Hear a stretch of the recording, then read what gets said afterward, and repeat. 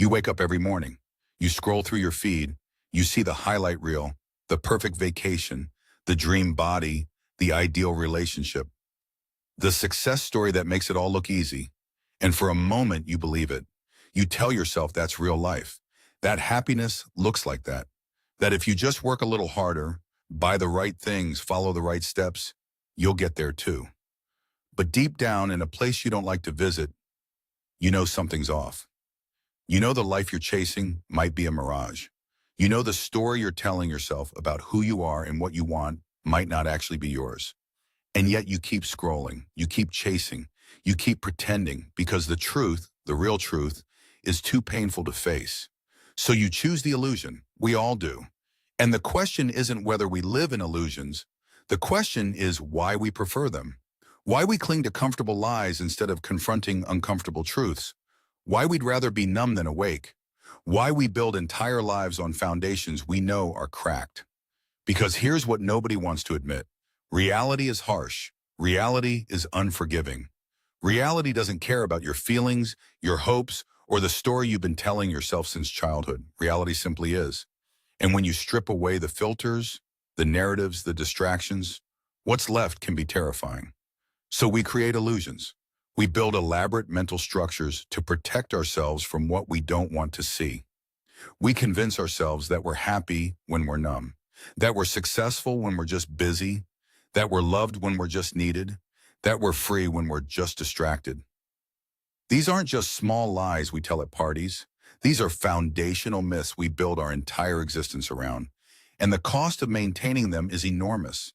It costs you your authenticity, your growth, your actual happiness. Because you can't build a real life on a false foundation. You can't find true peace while running from truth. But still, we try. We try because the alternative feels impossible. Because facing reality means facing everything you've been avoiding. The failed relationship you're too scared to leave. The career that's killing your soul but paying your bills. The friendships that died years ago but you keep pretending are alive. The dreams you abandon but tell yourself you'll get back to someday. The person you've become versus the person you promised yourself you'd be. That gap, that distance between illusion and reality, that's where the pain lives. And most people will do anything to avoid that pain. They'll medicate it, distract from it, rationalize it, project it onto others. Anything but face it. Because facing it means admitting you've been wrong, that you've wasted time, that you've been lying to yourself, and that admission feels like death.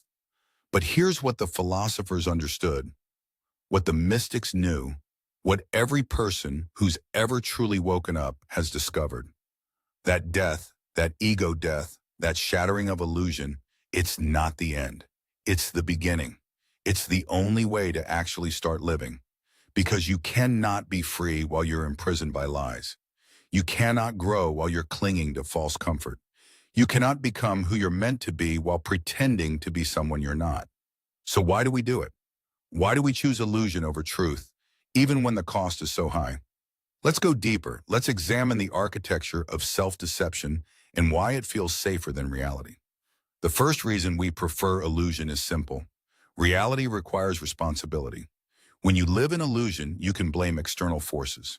The economy, your parents, your boss, your ex, society, the system. You can point fingers. You can play victim.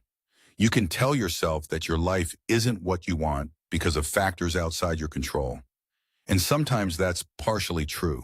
But illusion takes that partial truth and turns it into total absolution. It lets you off the hook completely.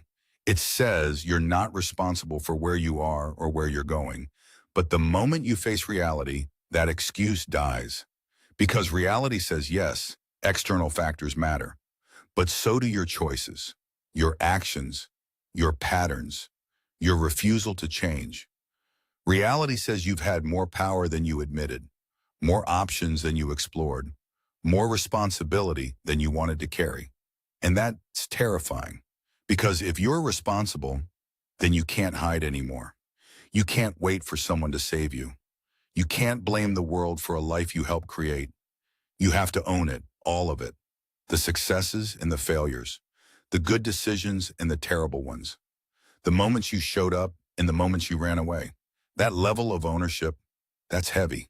That's why most people never pick it up. They'd rather carry the light weight of illusion than the heavy truth of accountability. But here's the irony. The illusion isn't actually lighter. It just feels that way at first. Over time, living a lie becomes exhausting. Maintaining false narratives, pretending to be happy, suppressing what you really feel, that takes enormous energy. Energy that could be used to actually build something real. So you're tired either way. The question is, do you want to be tired from running or tired from building? The second reason we cling to illusion is that truth often means loss. To face reality is to admit what's not working. And admitting what's not working means you might have to let it go.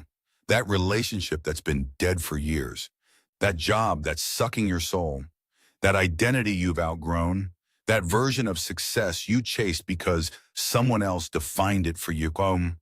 Letting go feels like failure, like admitting defeat, like proving everyone who doubted you was right. But the real failure isn't letting go of what doesn't work. The real failure is holding on to it out of fear. Because when you refuse to release what's dead, you can't make room for what's alive. You become a graveyard of old dreams, old relationships, old versions of yourself that no longer fit. And you wonder why nothing feels right. It's because you're living in a museum of your past instead of the present. But we're afraid of that empty space, afraid of what happens when we let go and don't immediately know what comes next. So we hold on, we cling, we convince ourselves that something is better than nothing, even when that something is slowly killing us. The third reason is the most painful. We prefer illusion because we're afraid of who we might actually be. Underneath the roles, the masks, the performance, there's a person you have been hiding from. Maybe that person is darker than you want to admit, more selfish, more angry, more broken. Or maybe that person is brighter than you have allowed yourself to be. More powerful, more creative, more capable. Both are terrifying. Because if you're darker than you pretend, you have to face your shadow. And if you're brighter than you pretend, you have to face your potential. And potential is a heavy burden. It means you could have done more, could have been more, that the limits you've accepted were often self-imposed, that you've been playing small not because you had to, but because it felt safer. Facing that truth means you can't hide behind excuses anymore. You can't say, I couldn't. You have to admit I didn't. And that distinction, that's where real transformation begins. But it's also where most people turn back. Because it's easier to believe you're a victim of circumstance than to accept you're the author of your own limitations. So we build illusions. We create stories that make us comfortable. We surround ourselves with people who confirm our biases. We consume content that reinforces what we already believe. We avoid conversations that challenge us. We numb ourselves with work, with food, with screens, with noise. Anything to avoid the silence where truth lives. And for a while it works. The illusion holds. Life continues. You function. You survive. But you don't thrive. Because deep down, some part of you knows you're not living your truth, knows you're playing a role, knows that the life you're presenting to the world isn't the life you're actually living inside your head. And that dissonance, that gap between who you are and who you pretend to be, that's where suffering grows. Not the dramatic suffering of tragedy, but the quiet suffering of inauthenticity. The slow erosion of self that happens when you betray yourself daily in small, silent ways. This is why so many people feel empty despite having everything they thought they wanted. Because they built their life based on an illusion of what success looks like, what happiness feels like, what they should want. And when they finally get it, they realize it was never theirs to begin with. It was someone else's dream, someone else's definition, someone else's version of good enough. But by then, they're so invested in the illusion that admitting it feels impossible. So they double down. They convince themselves it's fine. They perform happiness. They fake fulfillment. They become masters of self-deception. And the tragedy isn't that they're lying to others. The tragedy is that they start believing their own lies. So what's the alternative? How do you break free from illusion without destroying yourself in the process? The answer isn't to rip away every comfort. and live in brutal, unfiltered reality every second. That's not sustainable. That's not even desirable. The answer is to develop the courage to look, to question, to sit with discomfort instead of immediately numbing it, to ask yourself the hard questions and actually wait for honest answers. Questions like, am I happy or am I just comfortable? Am I growing or am I just busy? Am I loved or am I just useful? Am I living my values or am I living my fears? These questions don't have easy answers, and the answers might change. But asking them, that's the first step out of illusion, because awareness is the crack that lets light in. You can't change what you won't acknowledge. You can't heal what you won't face. You can't grow beyond what you refuse to see. And yes, the truth will hurt. It will disrupt your life. It will challenge relationships. It will force you to make difficult decisions. It will require you to let go of things you have held on to for years. But here's what the pain of truth gives you that the comfort of illusion never can. Freedom. The freedom to build a life that's actually yours. The freedom to become who you actually are instead of who you think you should be. The freedom to stop performing and start living. Because when you stop lying to yourself, you stop needing everyone else to believe the lie. When you face your truth, you stop fearing exposure. When you own your story, no one can use it against you. That's power. Not the power to control others, but the power to be yourself without apology. And that kind of power, that kind of freedom, it's worth every uncomfortable moment it takes to get there. So the question isn't whether you're living an illusion. You are, we are. We all are to some degree.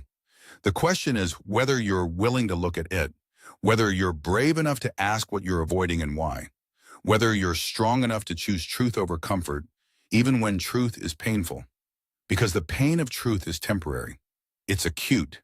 It's sharp, but it heals. The pain of illusion is chronic. It's dull. It's constant. And it never truly heals because you never actually face the wound. So which pain do you choose? The sharp pain of waking up or the dull ache of staying asleep? Most people never make that choice consciously. They just drift. They let life happen to them. They wake up at 40, 50, 60, and realize they never actually lived. They survived. They performed. They played the role, but they never truly showed up. Don't be most people. Don't wait until it's too late to start asking real questions. Don't spend your life building someone else's dream while calling it yours. Don't trade authenticity for approval. Don't sacrifice truth for comfort. Because in the end, the only thing worse than facing painful truth is realizing you spent your entire life running from it. And by then, there's no time left to go back. So start now. Start small. Ask one honest question. Face one uncomfortable truth. Let go of one dead thing you've been dragging around, and then do it again tomorrow. Not because it's easy, but because it's real. And real is the only place where actual life exists. Everything else is just a beautiful, tragic, exhausting performance. And you were meant for more than that. You were meant to live, not just look like you're living. So stop scrolling. Stop pretending. Stop hiding. The truth is waiting, and it's the only thing that will ever set you free.